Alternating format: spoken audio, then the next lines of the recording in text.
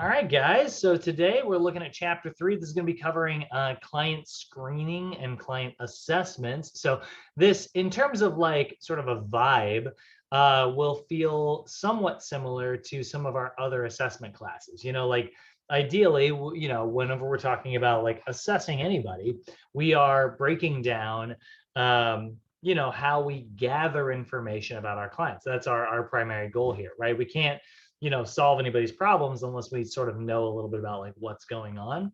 And so we're going to do that through like screenings and assessments. And we'll talk about how there's a slight difference between the two.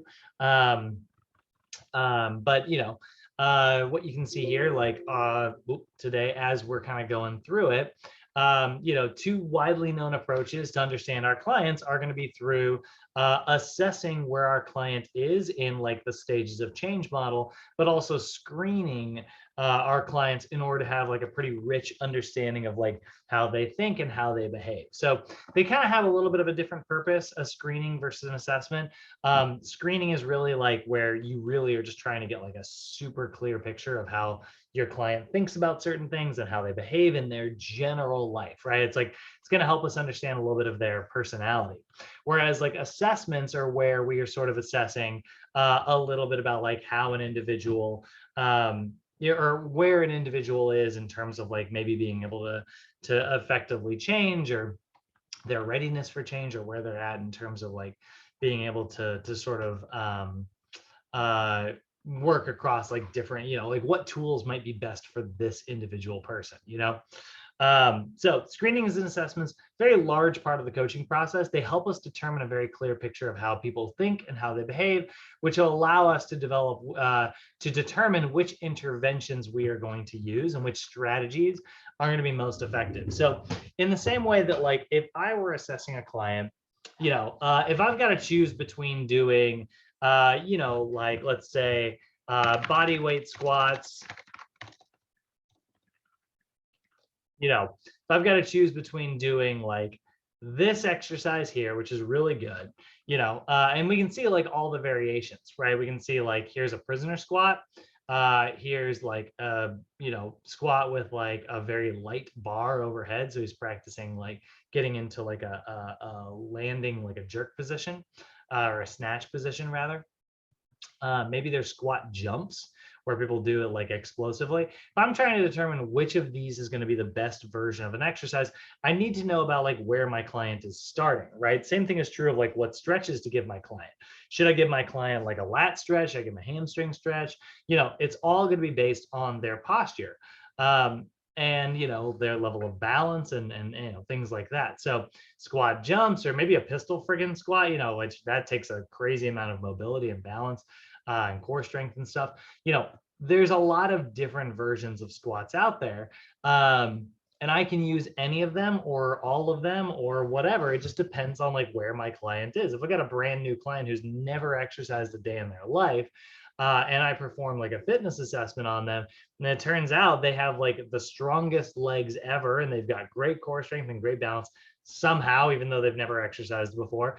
Yeah, maybe it is appropriate for me to give them like a pistol squat, something that's pretty freaking advanced, but for the most part, that assessment's probably going to reveal any cracks in the foundation that my client might have.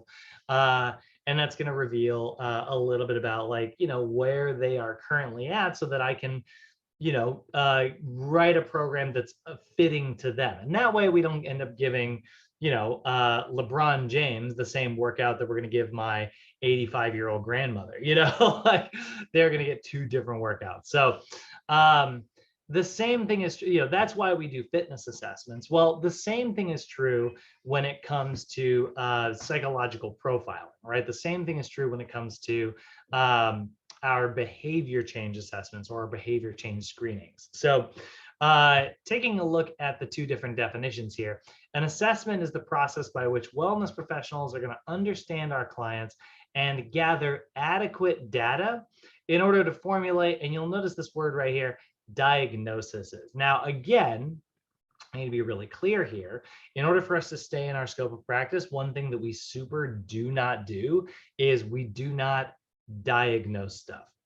Okay, so that's really important for us to understand. Now, we can categorize clients and things like that, but we do not diagnose mental health conditions. If your client describes something and you're like, huh, that definitely sounds like everything that I know about like depression, or that sounds, like everything that I know about, anxiety or this or that or whatever.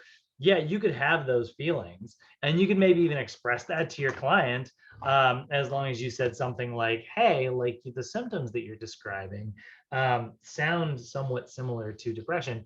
But you do need to follow that up with, you might consider speaking with like a mental health professional. Like we are not mental health professionals, we are fitness professionals. And while we work very closely in the realm of like mental health, we're not diagnosing anything in the same way that like we don't diagnose injuries that people have. Well, if somebody has an injury and they come to us and we know everything about that injury and we know how to sort of fix it, great, that's fine, but we don't diagnose, right? That's outside of our scope of practice.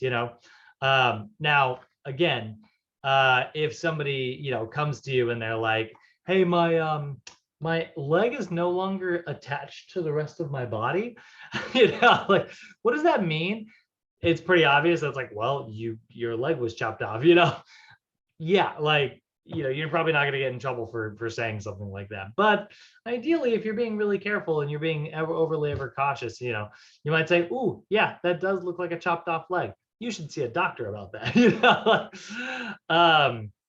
Yeah, we don't assess stuff. I'm sorry, we do assess stuff, but we don't diagnose stuff. And this is where screenings become like a little bit handier, right? A screening is a process by which a wellness professional is going to understand our clients and identify any issues that might be affecting their health interventions. So that's what we're using. Remember yesterday I told you guys, in this behavior change class, we're going to have a lot of different tools at our disposal. We're going to talk about behavior therapy. We are going to talk about goal setting. We're going to talk about imagery, social interventions, cognitive behavioral therapy. There's sort of the 5 main sort of toolboxes that we're going to be tapping into with different tools in them each. That's a lot of different things you can use. We got to figure out which strategy is going to be the most effective, right? And sometimes another name for a strategy is what we call an intervention, right? Which intervention is going to be the most effective, right? Like if I was working with Bay and, she tells me that like, she's like, you know what, I just want to make sure that like, I start going to the gym more regularly. Like I'm just really bad at like holding myself accountable and actually getting to the gym, right? Like, let's say that's what she says, right? And Bay, I know that is obviously not true. You love working out. But let's just say, right? Like that's my example. Well, I need to determine which intervention is going to be most effective. So if I talk to her and I do like a screening and I learned that like, she's very driven and very motivated by like social aspects. She's like, I have a really good support group, and I find that like my social status and my social structure, that's what's really important to me. And that's what like tends to motivate me. If I learn that about like her personality, then chances are I'm going to use social cognitive theory as like a really effective intervention to help her go to the gym. I'm going to say, well, let's get you signed up for a group exercise class. Let's get you, involved in like small group training or something like that, where, there's going to be other individuals like in this class with you that you can all kind of share in this fitness journey. Or let's get you set up, on social media and get you like posting regularly your workouts and stuff, so that your friends are going to like comment and like and things like that, and they're going to go, good job, girl, go get it, that kind of thing that like keeps people like motivated. Maybe that's the type of intervention that's going to be most effective, right? Whereas like if I'm working with somebody else, let's say I'm working with my mom, my mom is much more, she has a lot of like negative dialogues when it comes to like health and wellness. She has like a lot of like negative thoughts where she's like, oh, I can't do it because I've tried in the past and it hasn't worked. So instead, maybe cognitive behavioral therapy would be a better intervention for her, because she's got all these negative thoughts. I need to teach her how to reframe those thoughts into things that are like a little bit more constructive. And again, both are really great tools. Both of those are really great toolboxes to use, but everybody's going to be a little bit different. So how do we know which tools to use for which people? Well, that's where the ideas of screenings and assessments really come in, right? So one of the things we're going to be looking at is what is called multimodal screening. Now, multimodal screening, by definition, aims to develop a complete picture of how a client thinks and how a client behaves. So has anybody in here ever taken a personality test? You guys ever done that? Anybody in here ever do like any personality test ever whatsoever? Goofed around with that at all? High school? Yeah. A little bit here and there, yeah. Did you do the Myers-Briggs? Yes. Yeah. So that's the really popular one, right? Like that's Myers-Briggs is so funny. It's like it's a good assessment, and like we'll mention it briefly, but like that's an example of like a screening, and it's like the commercial version. It's like the McDonald's of personality tests in that it's everywhere, you know. And they really did a good job like marketing it. Like businesses, like, you know, companies sometimes will actually Thomas, why'd you do the Myers-Briggs? What made you do that? I didn't do it on my own. My girlfriend's sister actually, like, she asked me the questions and then put them in there for me.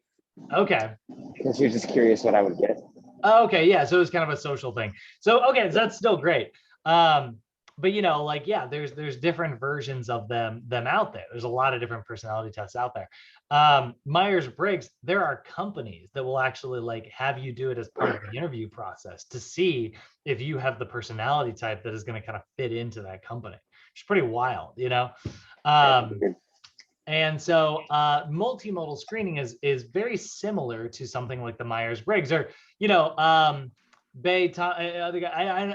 don't know if you guys are, or anybody else, if you're a fan of like, you know, Harry Potter at all, but you could go to like Harry Potter house quiz, you know, and it's like you can discover your Hogwarts house by answering like a series of questions, you know. Like that's kind of fun, right? There's a lot of different like things out there that are all just like little personality tests. That's kind of similar to what multimodal screening is, except that multimodal screening is way more detailed. And so the original version of multimodal screening, I think I have a copy of it here. Let me see if I can find this.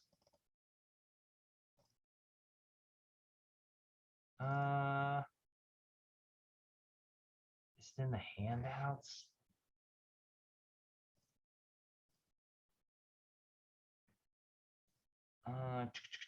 Personality score, that's not it. Oh man, I thought I had it. All right, let's see here. Lazarus, this is multimodal screening.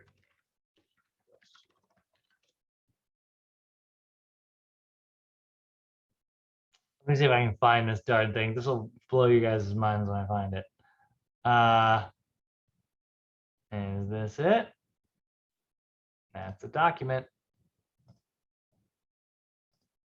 Come on, internet. Don't crap out on me now.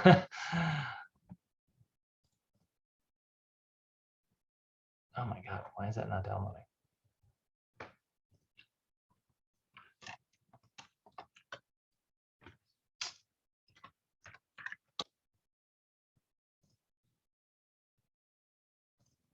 Dude, what's going on, internet? There it is.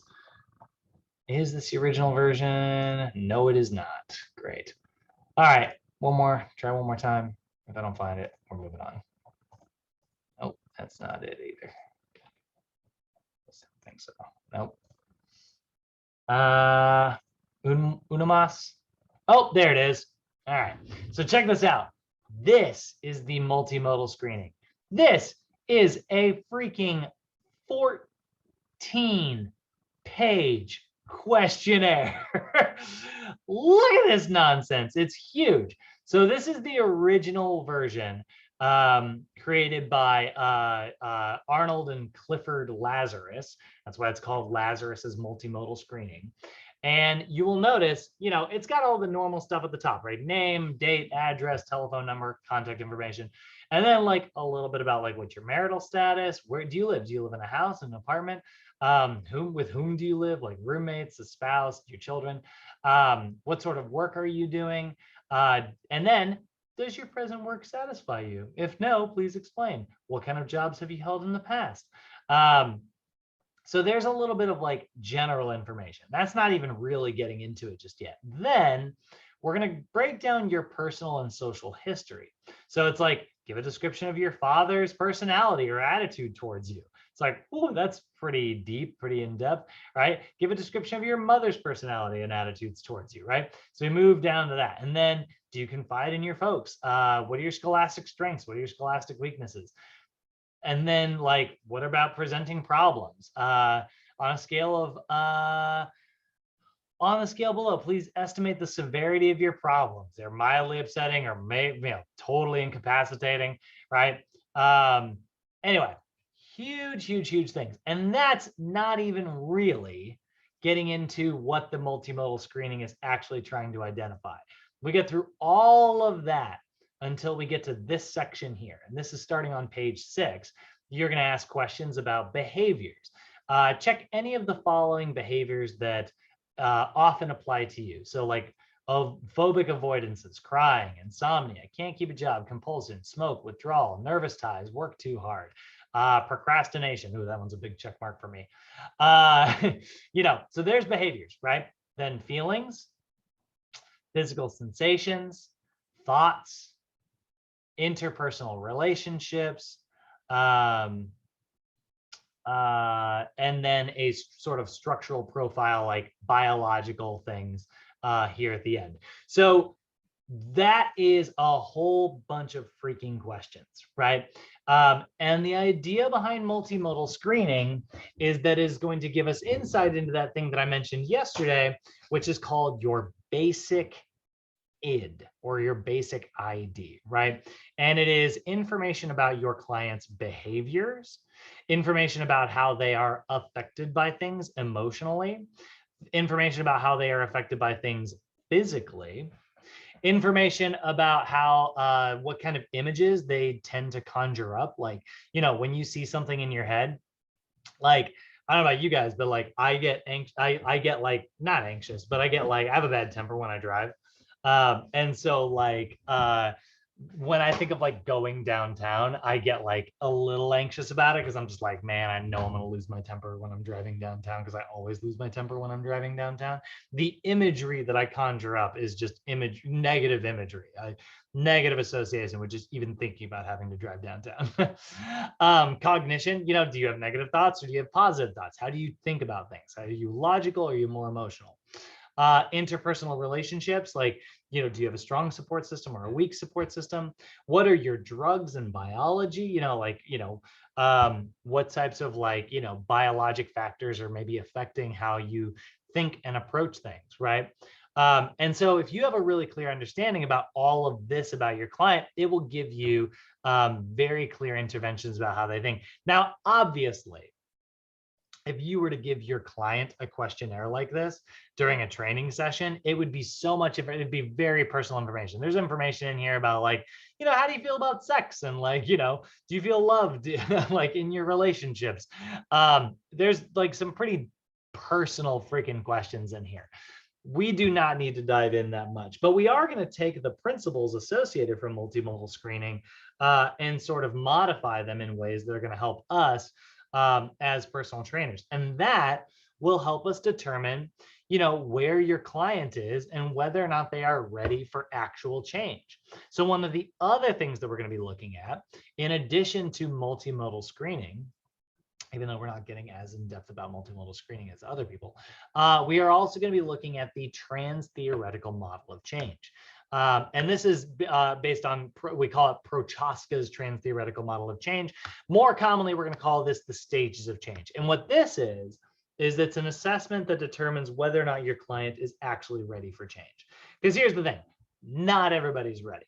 Not everybody is ready to commit to something right now. Like if you told me, like if you approached me, Thomas, and you were like, hey, Brad, I am going to teach you how to be the world's greatest bullfighter.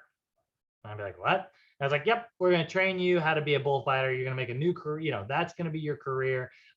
You'll make 6 figures a year being a bullfighter, guaranteed.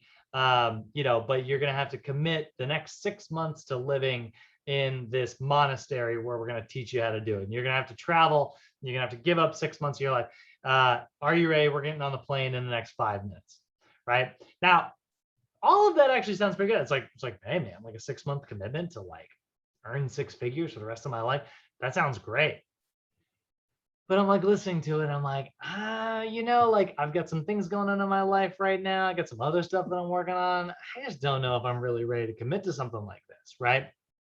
I'm not ready for that change in my life. Now let's apply it to something that's a little bit more realistic, right? That's kind of an extreme, wacky example. But let's say you get somebody who's like, they're like, yeah, I mean, like, I know I should probably lose weight. I need to get my health under control, right? And it's like, all right, well, hey, why don't we, head down to the gym tomorrow and see if like we can get you set up with a gym membership, and then you and I can maybe start training like 3 times a week. That sounds all really like reasonable, right? Like that all sounds like something that someone should want to commit to. But if they're like in this place where they're just not ready to change, where there's like, well, oh man, 3 days a week, I'm not sure I have that, and the financial commitment of having to pay for a gym membership. I don't know if I can, really have the money to do that right now. I'm not sure if I have the time, what would I don't have any workout gear. They're going to have like a million excuses, a million reasons why they shouldn't do this. They're not ready for that change, right? At least they're not ready for that intense of a change. They might be ready for something else. And it's like, well, hey, so let's retool. Let's go back in time, reverse, rewind. All right, somebody says, man, I really know that I should really start taking care of my health. I really should start exercising more and lose some weight and this and that. This person, if we were talking to them and we asked them a series of questions, and we're starting to be like, oh yeah, like your level of commitment's like relatively low. It doesn't seem like this person's really ready for change right now. They're not ready for specific overt actions. So instead, we talk to them and it's like, they're really only kind of thinking about, improving their health. That's where they're at. They're thinking about it, but they're not really ready. And it's like, hey, well, tell you what, here's the name of a couple gyms in the area. These are all really close to your house. Why don't you go on their websites and learn a little bit about them and see like, maybe if the membership prices are effective for you, maybe the hours that they are open, the parking, all the things. Like, why don't you take a look at those things and see if like, that seems like a good fit for you. Is that something you can commit to? And they're like, yeah, I mean, I can spend 20, 30 minutes on the internet, like doing a little bit of research. Yeah, that's something they'll say yes to. Versus, let's work out 3 days a week. That might be something they say no to because they're just not ready for that big of a change right now, right? So we start with something small that is based around like, a little bit of commitment and a little bit of research where it's like they can sort of build their confidence and they can actually start to see themselves doing this, right? And then once they're like, somewhat committed to the idea, later down the line, we're like, all right, well, now they're not just thinking about it. Now they're actually preparing to pull the trigger, right? They're starting to actually prepare. They're in the preparation stage of the stages of change, where they're actually getting ready to do this. And it's like, hey, well, now that you're preparing, I want you to start thinking about what you're going to wear, how you're going to do laundry to make sure that like you have enough changes of clothes to like get to the gym and things like that. I want you to know what the commute is going to be like. I want you to have that money put aside so that you can afford the gym membership every week. And I want you to start clearing, looking at your schedule and seeing what you can move around and sort of what you can commit to. So now, rather than just doing a little bit of research, they're actually taking specific actions, little preparatory pieces that are going to start to fall into place that will help them on their journey to this big change that they're making.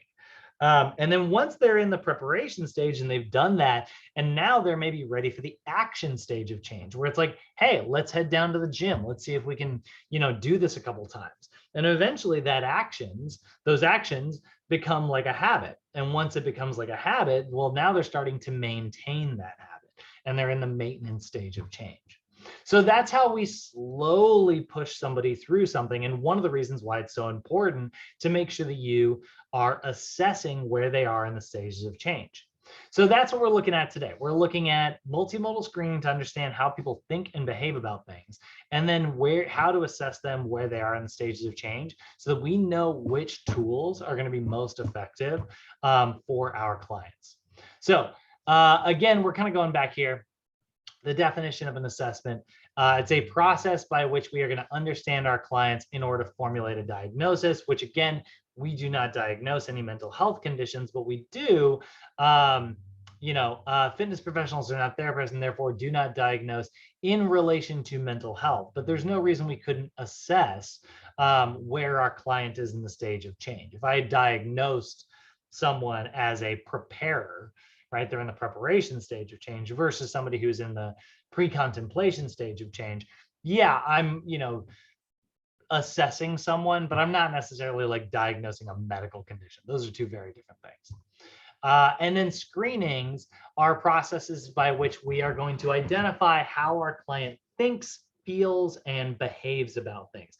This will allow us to understand a little bit about how our client, really to be able to get into their head and determine like any red flags that we might run into, down the line. So screening is very much going to remain within our scope of practice because it's gathering information about how our client thinks without formulating a diagnosis about like, any of the medical conditions or health related conditions, related to their brain and stuff.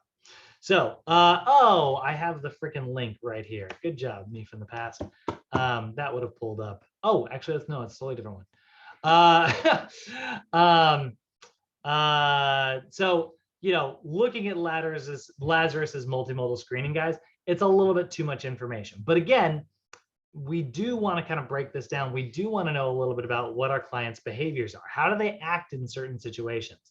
We do want to know about how they are affected by things, right? How they feel emotionally about certain things, but also like how they feel physically about things, like me, when it comes to exercise, to me, it should be like, I should be bloody, sweaty, and teary at the end of a workout. Like that's my mental attachment to like how my workouts should go. If I'm not like working as hard as I can and pushing myself every workout, I don't feel accomplished afterwards.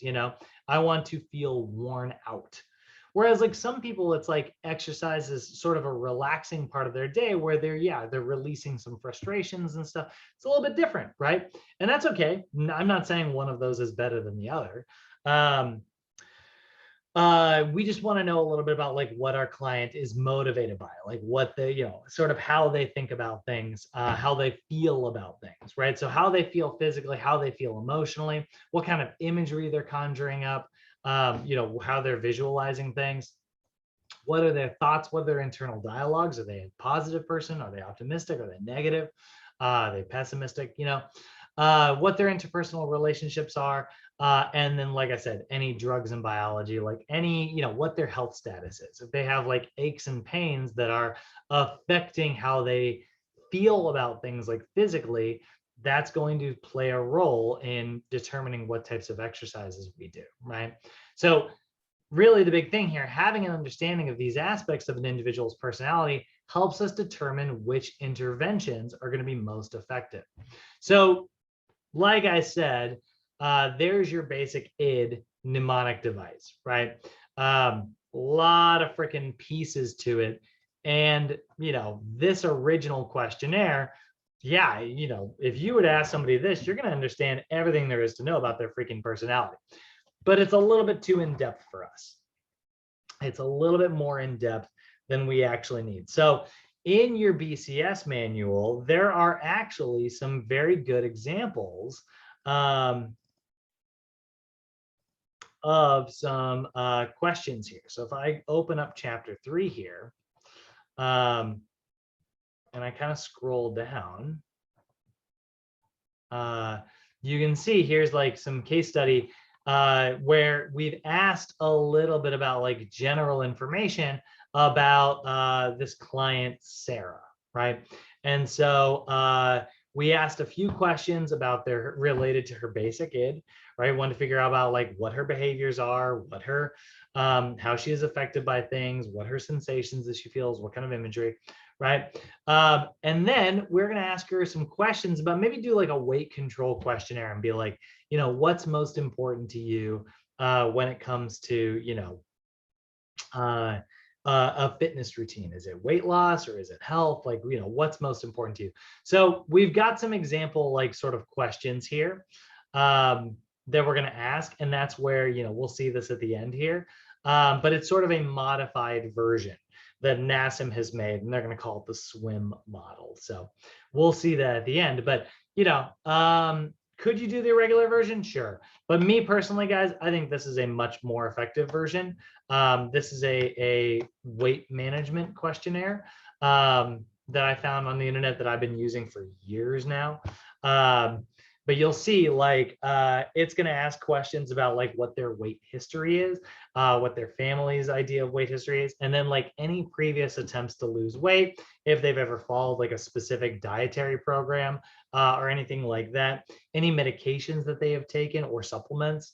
That gives me an idea of like where they're at. They're like, I've never taken supplements. It's like, great. Like, that shows me that this person isn't, taking specific, actions that might put them at risk. They're not sort of approaching weight loss from an any means necessary sort of standpoint. What's the most main thing that like motivates you to lose weight right now? And then like at this time of year, like how important is it to you? Like 1 to 7, rate that. And then, do you eat for the following, do you eat for the following reasons? And so we're going to ask them like specific questions about like why it is there. They're like, well, I eat because I'm hungry, right? Or they eat because I know it's means to an end for my weight loss. There's a different reason. We all eat for slightly different reasons, right?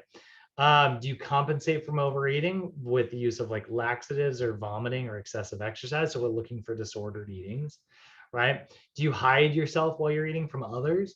Maybe that shows us that we have a negative relationship with food. Do you count calories, carbs, proteins, fats, whatever? And then, what type of food do they typically like eating in a day? We'll give you an example of their normal diet, right? And then we ask some questions about exercise at the end there. So that little questionnaire right there is really helpful for getting a view into like how my client thinks about diet and exercise, right? There's a lot of questionnaires out there, guys. You can also create your own. NASM's got some on their website that they use. I think they're a little less detailed than I prefer. I like that questionnaire that I just showed you guys. But if I go down here to the downloads tab and I go to the assessment forms and I look at this lifestyle and history handout, here's some question about like diet and exercise, right? Lifestyle, occupation, recreation. This is still going to give me somewhat of an insight into my clients, like, where they are currently. And maybe I can, break all that information down to analyze their basic id. So wellness professionals, we are going to obtain basic information from our client. Like I said, you do not need to go through, the actual multimodal screening that I showed you, where it's freaking 15 pages of crazy in-depth information. But we do want to gather some detailed information about our client to help us understand any issues that they might be running into. If I'm like analyzing things and they're like, yeah, I just always struggle with my weight, I don't really know why. And then I ask them some questions about like maybe the relationships that they have in their life. And they say it's like, well, I've just never really been able to stick onto an exercise routine.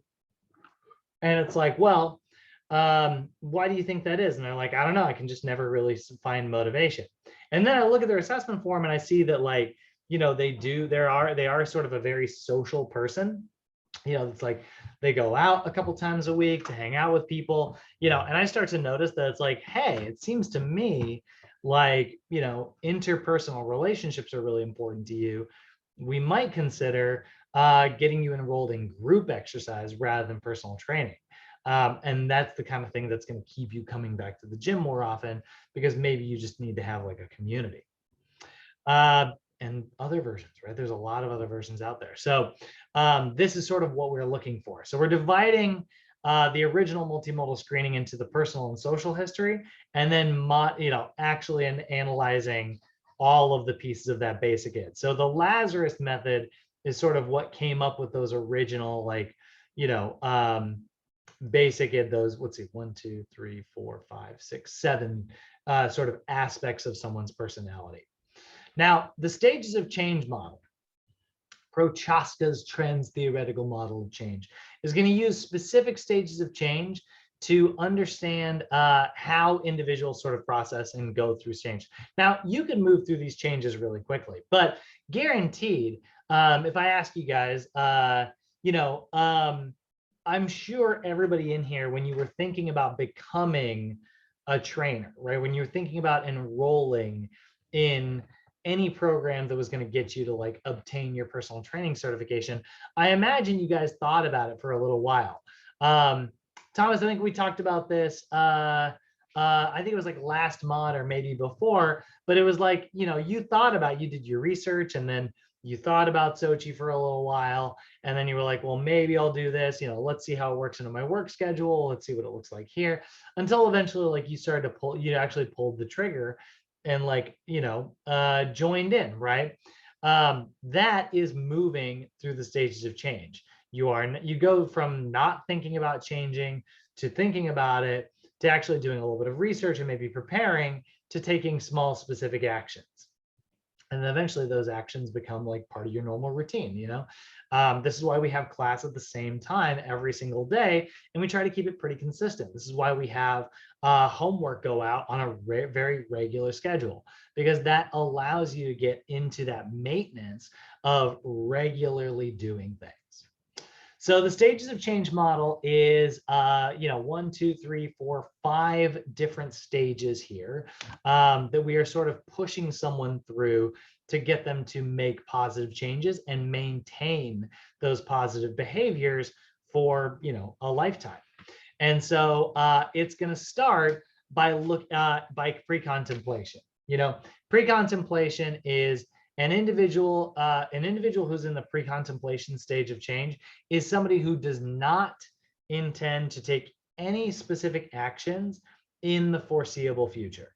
Okay, so this is somebody who's not thinking about changing. This is somebody who's like, hey, I just wrote for you the world's greatest workout. Here it is. And they're like, I'm never going to use this.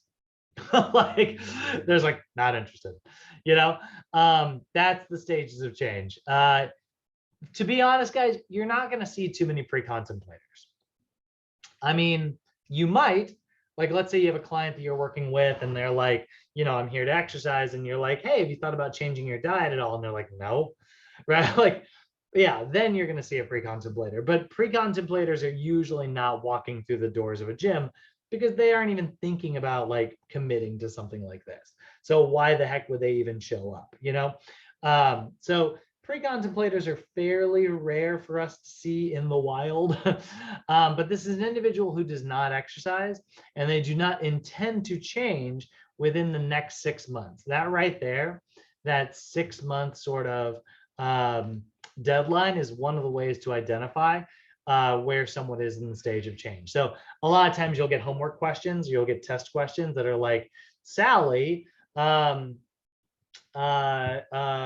has approached a personal trainer. Well, my God, they wouldn't even approach a personal trainer. This is hard to make up. This is why I don't write questions, guys.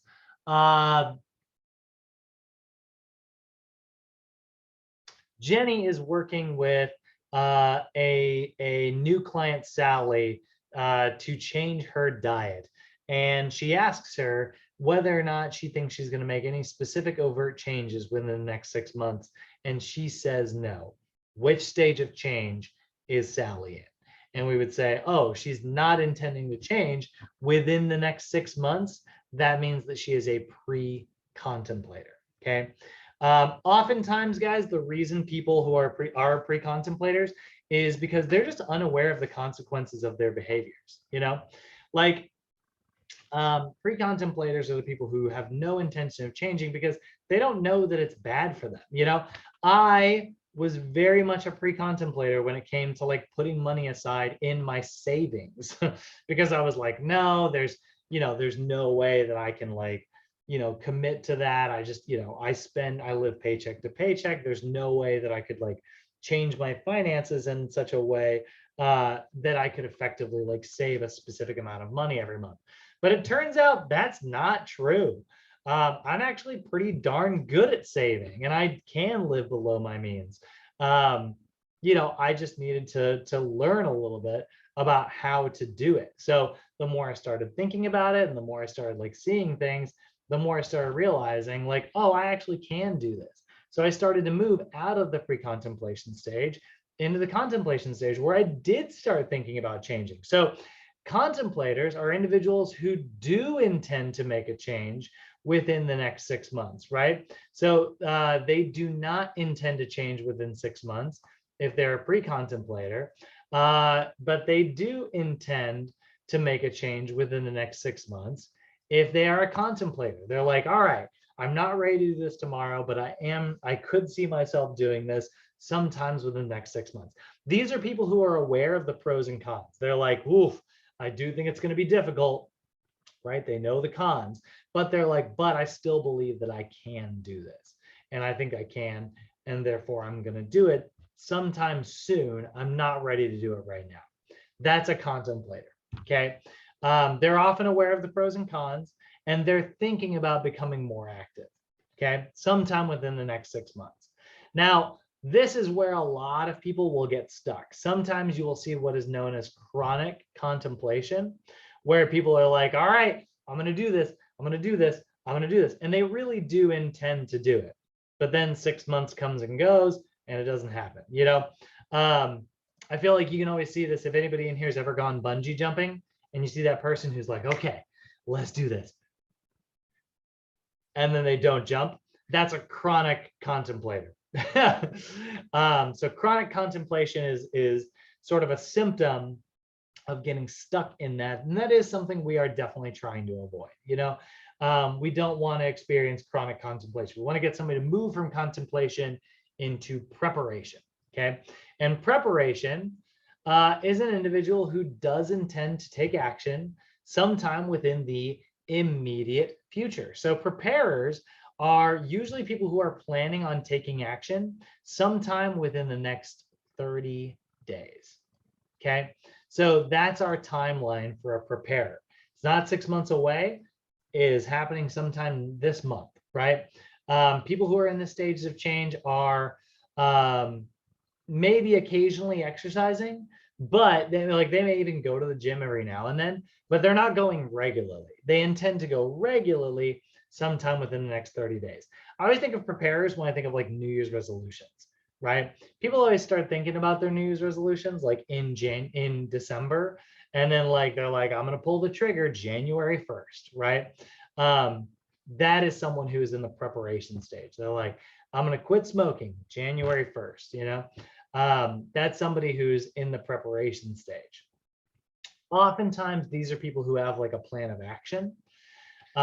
Or if you want to make someone a preparer, you can help them by developing a plan of action. But either way, plans of action, like actual action plans, are a really effective way to get preparers to sort of commit to things, right? And so when we're looking at that and we're talking about preparation, it's like, hey, let's get the gym membership. Let's map your route. Let's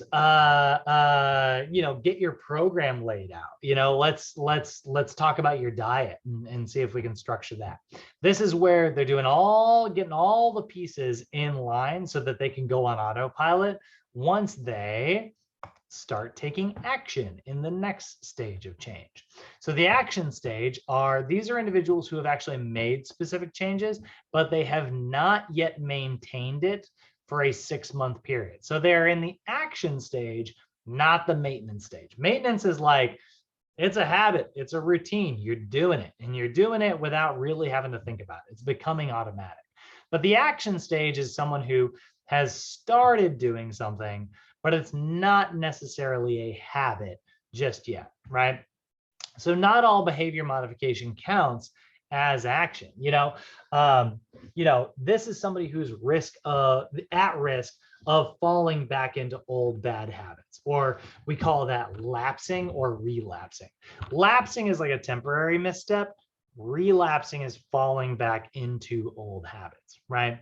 So let's talk about like somebody who's maybe trying to quit like drinking, right? Which is a pretty big habit to have to change, right? At first, they're not thinking about it. But then maybe somebody talks to them and makes them aware of the pros and cons, and they're like, all right, I am starting to think about that. Yeah, like maybe that sounds like a good idea. Maybe I could see myself, quitting this behavior, right? And then they start preparing. They're like, I'm going to start going to meetings. I'm going to start, whenever I have like these cravings, I'm going to have a backup plan where I'm going to do, somebody that I can call, have like a sponsor, right? And then they're actually taking that action. It's like, hey, it's been, 30 days or it's been 60 days. Ideally, we want to get to the 6-month period before things really start to become habit, right? So people who are in the action stage are very much at risk of falling back into their old habits.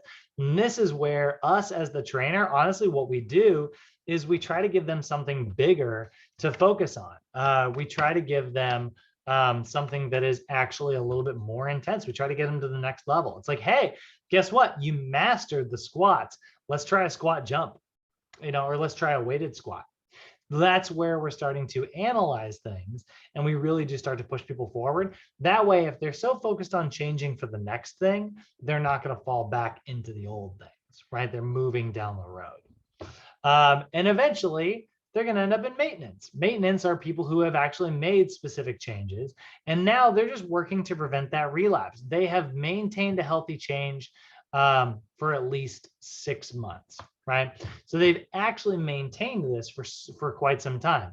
Hopefully, everybody, think about like when you were a kid, or think about, or if anybody in here has kids, or if you worked with kids, trying to get them to like shower regularly, right? Or go to bed at a specific time. Like those things are sometimes like really difficult because they're like, no, I want to keep playing. I want to do this. I want to do this, right? Hopefully everybody in here is in the maintenance part of remembering to take a shower every day. Like hopefully you're in the maintenance of going to bed regularly. I know that I fall out of that habit sometimes often, right? Stay up way too late and then I'm tired, but ideally, like, if you're trying to like form an actual habit and you've maintained it for 6 months, well, now it's very much maintenance. It actually is what we can refer to as a habit. And you'll hear people say, it takes 21 days to make a habit, or it takes 10,000 hours of practice to become an expert on something. I don't know if any of that's true. Maybe this is just a different approach, right? But this is the idea that like, yeah, you want to maintain something for about 6 months before we can consider it like really like a strong habit where we're not as worried about you falling back into an old routine. And then eventually we end up in termination. Termination is like, yeah, I mean, that's where we are in terms of like, at one point your parents were trying to get you to shower every day and it was kind of a pain in the butt. But by this point, that's habit for everybody. Hopefully you guys are all in the termination stage of remembering to wash your hands when it comes to like, after you go to the bathroom, like that's somebody who has 100% efficacy. They're not likely to fall back into old habits. It really is. It's not even a habit. It's just a state of being, right? This is how it is. I was just talking to this girl I've been seeing. I forgot my mask as we were going out the other day because I left it in my car. And I was like, man, I was so good for so long. Like, I used to forget my mask all the time. And then I got better at it. And I got better at it. And I got better at it until eventually it's like, I never left anywhere without it. And I would always have it with me. And then it was like things got better and the numbers went down. And we got to this place where California was like, hey, no more masks if you're vaccinated, and it was like, oh, great. And I stopped wearing my mask. And now we're back in the freaking mask mandates again. And I keep forgetting it in my car. Like, I had this habit. And then we were given this like little bit of freedom for a little while. And I broke the habit. And now I lapsed, I've relapsed back into like, action where it's like, yeah, I'm doing it, but I'm trying to remember to do it more often, It isn't maintenance anymore, you know?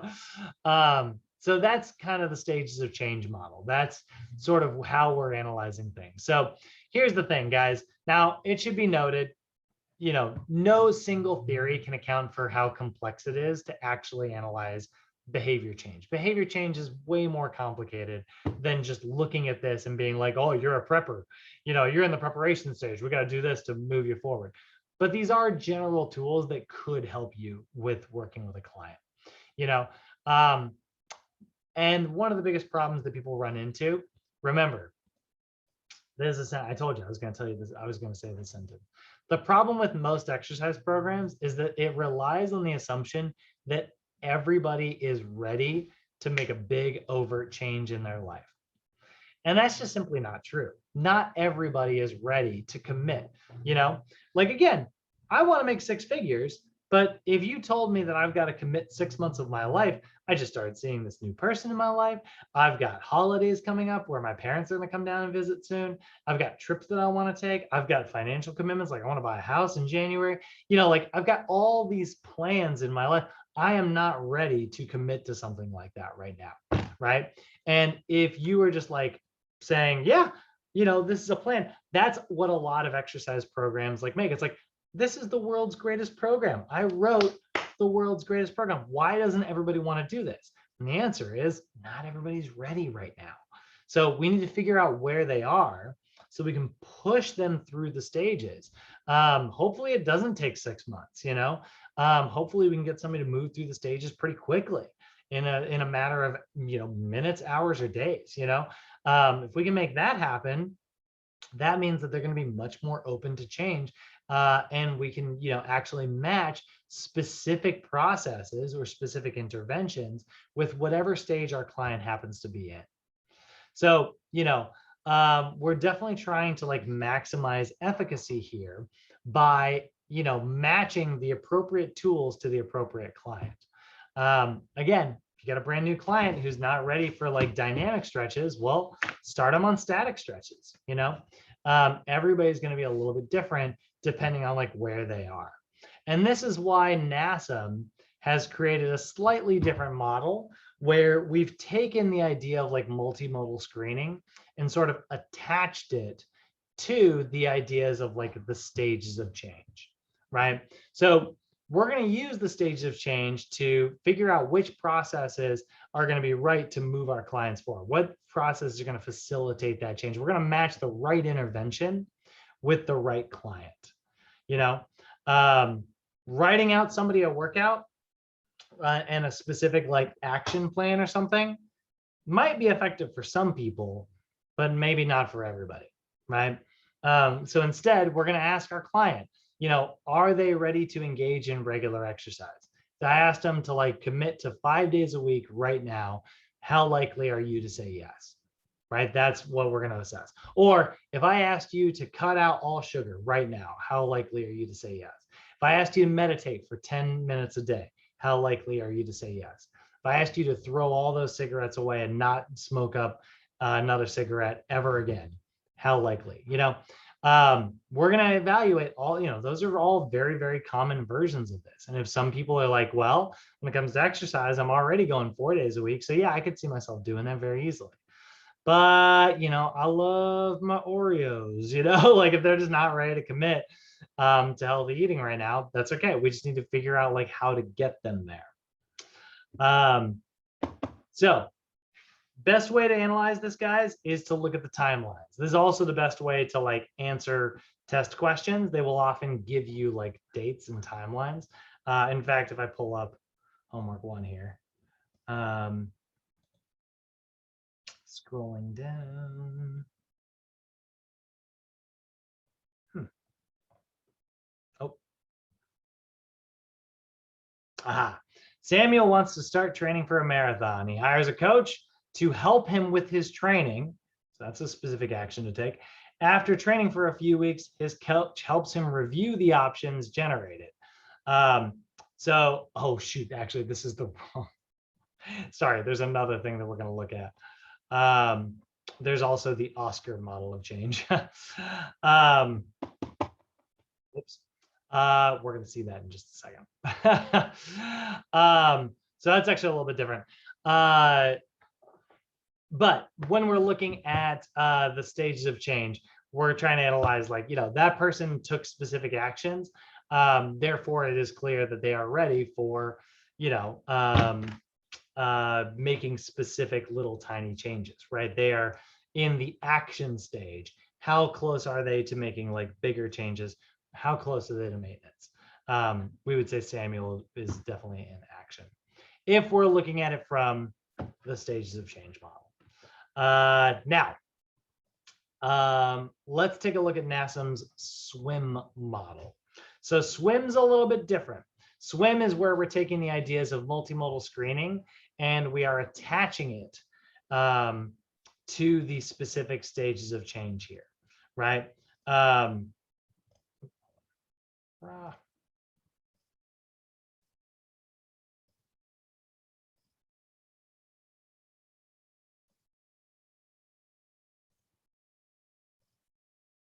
So scrolling down so I can pull up a copy of this.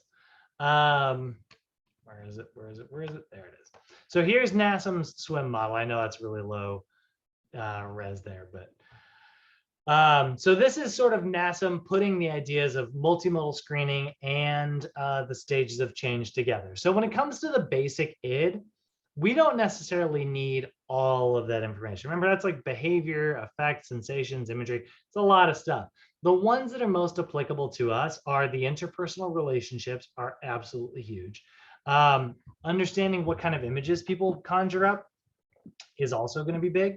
Understanding, like, whether they're conjuring up like negative imagery or positive imagery, that's going to be really important for us. Understanding how they think about things, if they are, more rational or more logical or more emotional, right? That's going to be a really big one. Looking at the behaviors that they have, like, are they ready to change their behaviors? That's absolutely huge. And then NASM is really big on the idea of goal setting. And so we're actually going to add goal setting, which isn't even in the original basic id, but that is such a common intervention that is so popular for us. Like, we want our clients to have goals. We want our clients to have, like, all these things. How likely are they, to commit to setting specific goals? And so what we're doing is we're sort of analyzing where our client is falling in each of these categories. So when it comes to interpersonal relationships, right, are they ready to, like, commit and talk to their friends and, like, get them, use their friends as like a tool to help them? If they're like, oh, I'm not really ready to share my fitness journey with anybody right now, they might be in the pre-contemplation or contemplation side of things. If we're getting them used to the ideas of, like, changing up and having a positive association, when they think about going to the gym, the images in their head, are they thinking of, like, crying and, like, working really hard and, like, getting a side stitch, and they're like, I hate this, I hate cardio, like, is that the kind of imagery that they're conjuring up? Or are they conjuring up, like, positive imagery of, like, man, I'm gonna look so good in the next 6 months after I'm done with this? Is that the image? We're trying to get them to do, like, positive versions of that. So if they're like, yeah, no, I'm conjuring up those positive images all the time, maybe they're in the action or maybe the maintenance stage of things, right? So that's where the SWIM model really comes in, right? The focus is on interpersonal relationships, imagery, cognition, behavior, and then we're adding goal setting. So we're seeing, like, the B, both of the I's, and the C in the basic id mnemonic, and then we are adding a G in there, which is why NASM sort of had to retool it and name it their own thing. That's why it's called the State of Wellness Influence Model, or the SWIM model.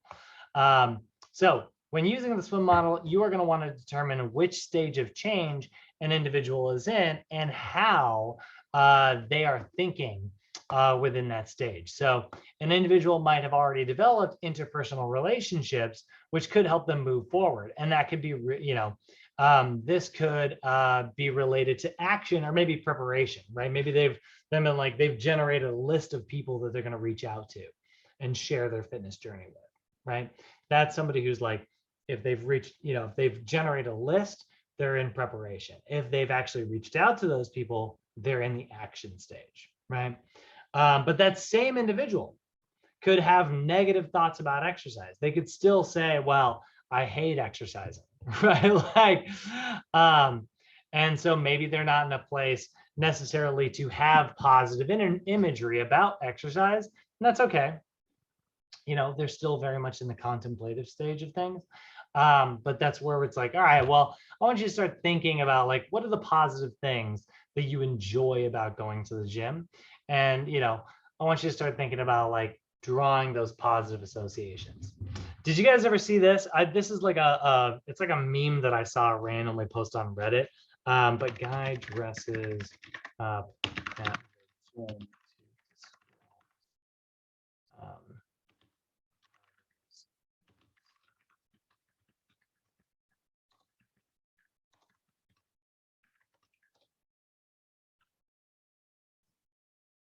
So I saw this on Reddit, and it's like a set of pictures that this guy posted.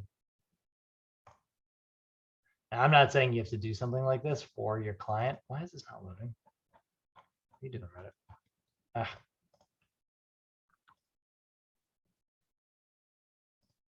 There he is. So there's like a series of pictures. So this guy was really self-conscious about exercising. He felt like whenever he showed up at the gym, people were judging him based on how he looked and stuff. So his friends started going with him, and he dressed like a Jedi. Or he dressed, I don't know what that's supposed to be. But there's way more pictures of this too.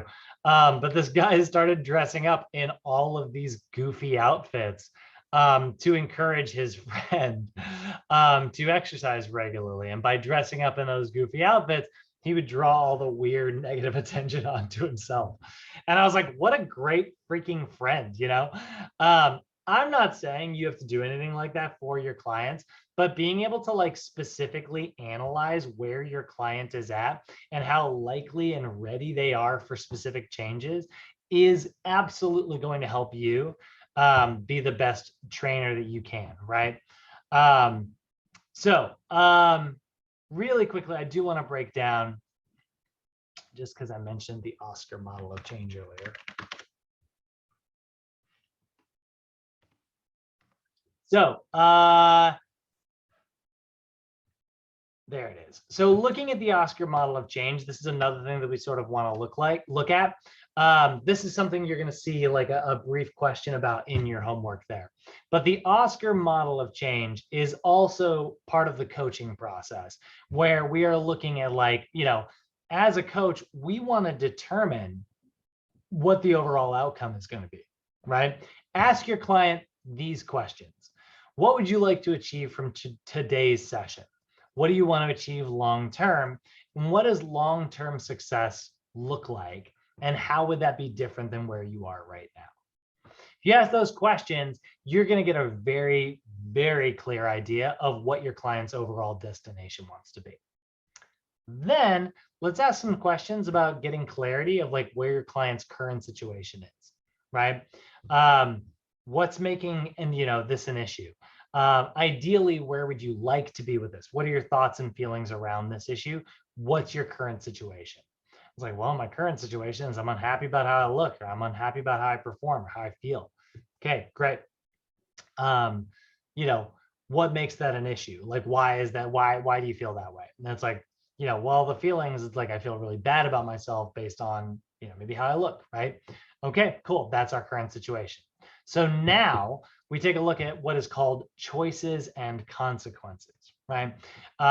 What have you tried already? What choices do you have? What options can you choose from?